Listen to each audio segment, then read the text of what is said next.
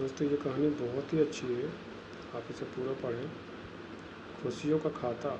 पति पत्नी के लिए 1 साल की डेटिंग के बाद आखिरकार आज उसकी शादी हो ही गई। अंजलि आज बहुत ज़्यादा खुश थी, उसकी नई ज़िंदगी की शुरुआत थी। शादी की सारी रस्में ख़त्म हो गई थी और अंत में एक वेडिंग पार्टी ऑर्गेनाइज की गई थी। शादी के कीमती से कीमती तोहफे उन्हें मिले थे, लेकिन माँ ने कुछ अलग ही तोहफा अंजलि को दिया था। माँ ने अंजलि को एक नई बैंक की पासबुक दी और कहा, बेटा यह सेविंग अकाउंट मैंने तुम्हारे नाम पर खोला है, इसमें 1 लाख रुपए जमा कर दिए हैं। माँ ने आगे कहा, मेरी प्यारी बेटी, इस पासबुक को लो और इसे अपनी शादी की उन खूबसूरत यादों की तरह रखो, ये तुम्हें ज़िंदगी भर याद रहेगी। जब जब कुछ अच्छा और यादगार तुम्हारी ज़िंदगी में घटे तो इसमें कुछ रकम जमा कर दिया करना, और यह रकम किस कारण से जमा कर रही हो और ज़रूर मेंशन करना। जितनी ज़्यादा खुशी का दिन होगा उतने ज़्यादा पैसे तुम इसमें जमा कर सकती हो। पहली राशि मैंने तुम्हारे लिए जमा कर दी है, अब इसे आगे तुम अपने पति के साथ बढ़ाना। जब कई सालों बाद तुम्हें देखोगे तो तुम्हें पता चलेगा कि तुमने अपने जीवन में एक दूसरे के साथ कितने खुशी के पल साथ में जिए। अंजलि ने बाद में यह बात अपने पति को भी बताई। दोनों को यह सुझाव बड़ा ही पसंद आया। अब वो दोनों ही उस वक्त इंतज़ार करने लगे जब इस खाते में कुछ पैसे जमा करा पाएँ। महीनों बाद उनकी पासबुक कुछ इस तरह से दिखने लगी। 19 जनवरी 10,000 शादी के बाद पति का पहला बर्थडे मनाया।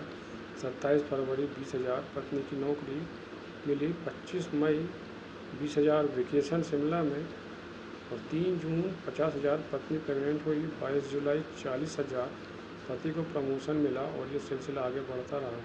और जैसे जैसे समय बीतने लगा, साल बढ़ने लगे, दोनों में झगड़े होने लगे। छोटी छोटी बातों पर वे अक्सर एक दूसरे के साथ बहस करते, कभी कभी बिना बात के ही झगड़ा करने लगते।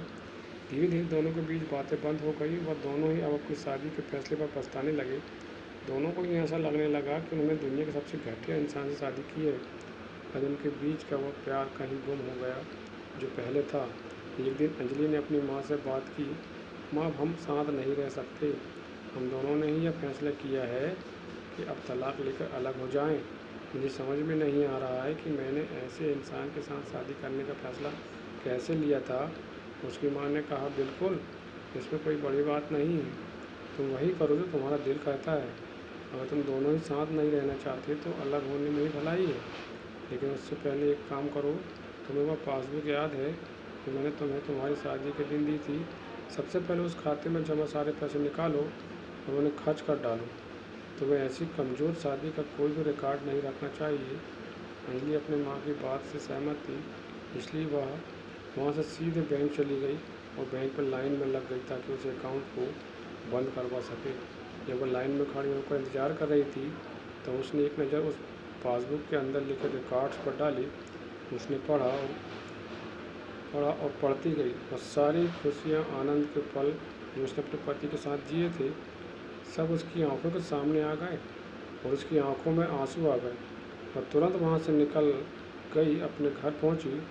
अंजलि ने घर पहुँचकर सबसे पहले वो पासबुक अपने पति के हाथ में रखी और बोली कि तलाक लेने से पहले इस खाते में जमा सारे पैसे खर्च कर दो और इस खाते को बंद कर दो। अगले दिन पति बैंक का यह खाता बंद कराने के लिए लाइन में लगा। जब वह लाइन में अपना नंबर आने का इंतज़ार कर रहा था, उसने एक नज़र उस पासबुक पर डाली। उसने पासबुक के अंदर लिखे रिकॉर्ड्स को पढ़ा और पढ़ते ही गया। भूतकाल में अपनी पत्नी के संग जिए वो खुशियों के पल, वह सुंदर यादें, वो प्यार के पल उसकी नज़रों के सामने किसी मूवी की तरह चलने लगे। थोड़ी देर बाद वह भी बैंक से निकला और सीधे घर पहुंचा। घर पहुंचकर पासबुक अपने अंजलि के हाथ में रख दी। अंजलि ने जब उस पासबुक को खोलकर देखा, उसमें एक नई एंट्री 10 लाख की थी और उसके कारण के रूप में लिखा था, यह वह दिन है जब मुझे एहसास हुआ कि मैं तुमसे कितना प्यार करता हूँ, और यह भी कि तुमने मेरी ज़िंदगी में कितनी खुशियाँ लाई। और दोनों एक दूसरे के गले लग गए, खूब रोए, और उन्होंने उस पासबुक को संभाल कर तिजोरी में रख दी। दोस्तों, ज़िंदगी में गिरना कोई बड़ी बात नहीं है। जब आप किसी भी कारण से गिरते हो तो आपको हमेशा कहाँ गिरे हो, उससे ज़्यादा गिरने से पहले आप कहाँ थे, वह याद रखना चाहिए। गलतियों को सुधार कर आगे बढ़ने का नाम ही तो ज़िंदगी है दोस्तों। दोस्तों कैसी लगी ये कहानी कमेंट करके बताएं, लाइक करें, शेयर करें, सब्सक्राइब करें।